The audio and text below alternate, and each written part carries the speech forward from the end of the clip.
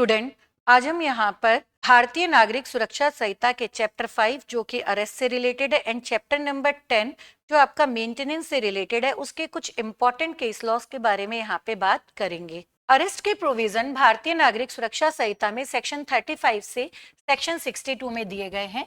ये हमारे अरेस्ट के कुछ इंपॉर्टेंट केस लॉ रहेंगे। Case law number 1 D K Basu Ashok Kumar Johri versus state of Bengal में कहा गया था, अगर पुलिस किसी पर्सन को अरेस्ट करती है तो अरेस्ट करते समय इस केस की गाइडलाइंस को ध्यान में रखना पड़ेगा।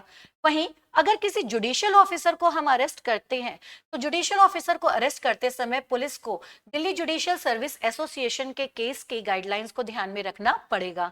State of Haryana versus Dinesh Kumar के केस लॉ के अंदर अरेस्ट को डिफाइन किया गया है। वहीं रोशन बीबी एंड अदर के केस में कस्टडी एंड अरेस्ट में डिफरेंस बताया गया है। ये भी हमारे कुछ इंपॉर्टेंट केस लॉ रहेंगे जो अरेस्ट से रिलेटेड है। मेंटेनेंस सेक्शन 144 से 147 में बीएनएसएस में दिया गया है।